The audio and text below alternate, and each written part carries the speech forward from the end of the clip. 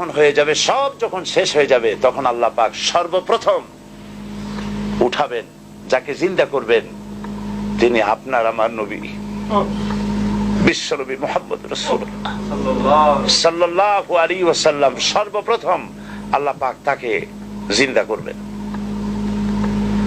সমস্ত পয়গম্বররা জিন্দা হবে, সবাই জিন্দা হবে। ওয়াইযাল কুবুরু বু'সিরাত, কোরআন শরীফের মধ্যে রয়েছে কাআন্নাহুম জারাদুম মুনতাশির।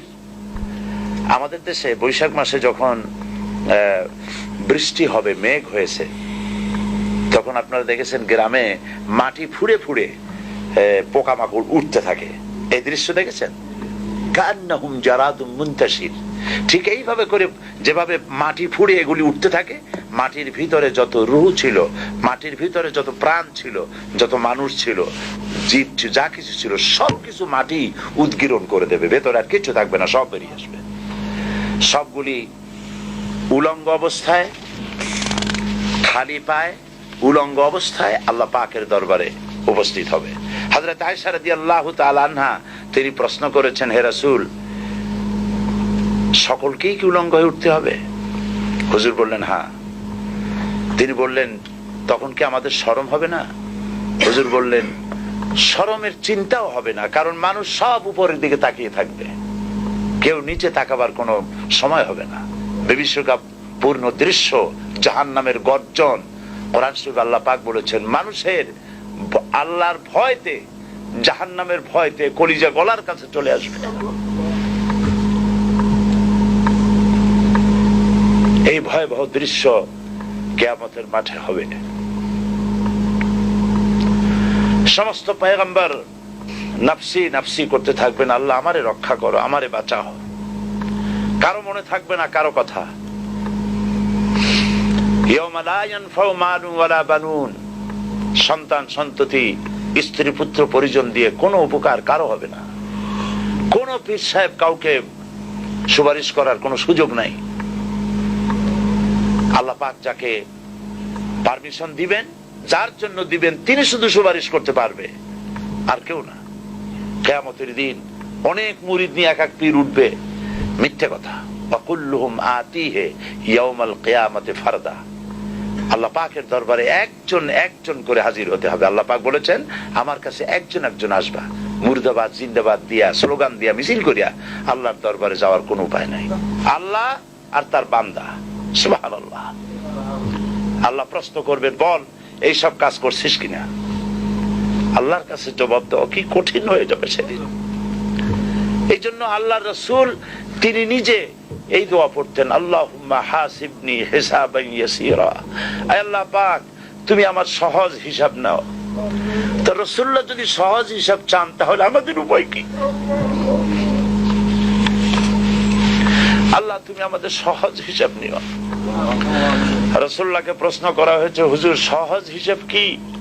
হুজুর বলেছেন, আল্লাহ যাকে মাফ করতে চাইবেন তাকে একটা পর্দার আড়ালে নিয়ে যাবেন, জিজ্ঞেস করবেন, এই বান্দা এইসব কাজ করছো? এখন আল্লাহ জিজ্ঞেস করতেছেন, সে তো ভয়তে অস্থির হয়ে যাবে, কেন্দে পাগল হয়ে যাবে, আল্লাহ করে ফেলছি, আমার মাফ করে দাও। আল্লাহ পাক তার জবানের সমস্ত পাপের কথা শুনে সে যখন অনুতপ্ত হয়ে কাঁদতে থাকবে, আল্লাহ বলবেন, যা মাফ করে দিলাম, জান্নাতে চলে যা। এইটা হচ্ছে হিসাব ইয়াসির। আল্লাহুম্মা হাসিবনি হিসাবান ইয়াসীরা। কাবা শরীফ মানুষ যখন তাওয়াফ করে, এই তাওয়াফের ষষ্ঠ তাওয়াফে একটা দোয়া আছে। এই দোয়া আমি যখনই পড়ি আমি চোখের পানি রাখতে পারি না। ষষ্ঠ চক্কর একটি দোয়া আছে। দোয়াটা হচ্ছে, আল্লাহুম্মা ইন্না আলাইয়া হুকুকান কাসীরান ফীমা বাইনি ওয়া বাইনাক। আয় আমার রব, তোমার সাথে আর আমার সাথে অনেক দেনা পাওনা আছে, আর তোমার বান্দাদের সাথেও আমার অনেক দেনা পাওনা আছে। তা আমি তোমার বান্দাদের কাছে যে বিষয় ঋণী আছি, সেই ঋণ পরিশোধের জন্য তুমি আমাকে যোগ্যতা দাও, পরিশোধের তৌফিক দাও। আর আমার কাছে তোমার দেনা আছে, তো আমার কাছে তোমার যে দেনা আছে সব দেনা তুমি শোধ করে দিয়েছো। আমার চোখ দিয়েছো, মুখ দিয়েছো, কান দিয়েছো, স্বাস্থ্য দিয়েছো, বউ দিয়েছো, বাচ্চা দিয়েছো, টাকা দিয়েছো। আমার কাছে সৃষ্টি করে তোমার যা দেনা ছিল তুমি সব তো শোধ করে দিয়েছো, কিন্তু তোমার দেনা তো আমি কিছুই শোধ করতে পারি। তোমার দেনা আমার শোধ করার একটা পথ আছে মাবুদ, সেই পথটা হলো তুমি আমার মাফ করে দাও।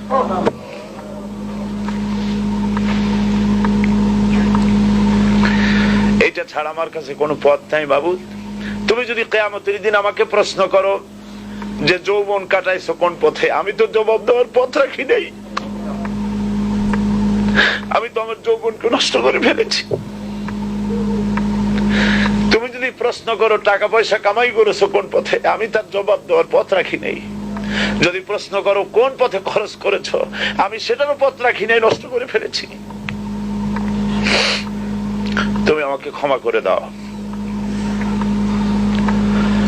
সেই জন্য আল্লাহর কাছে দোয়া করতে হবে, রব্বানা আতিনা ফিদ দুনিয়া হাসানাতা ওয়া ফিল আখিরাতি হাসানা ওয়া কিনা আযাবান নার ওয়া আদখিলনাল জান্নাতা মাআল আবরার ওয়া আদখিলনাল জান্নাতা বিগাইরি হিসাব। আল্লাহ, তোমার নেককার বান্দাদের সাথে